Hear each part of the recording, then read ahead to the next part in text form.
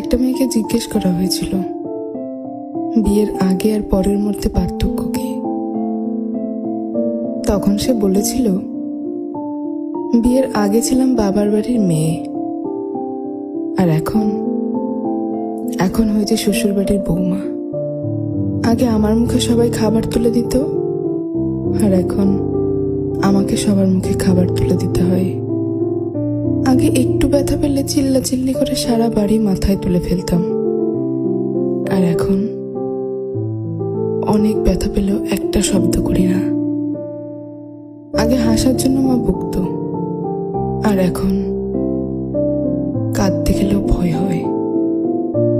আগে একটু মন খারাপ হলেই মা বুঝে ফেলতো, কিন্তু এখন ভেতরটা চুরমার হয়ে গেলেও কেউ টের পায় না।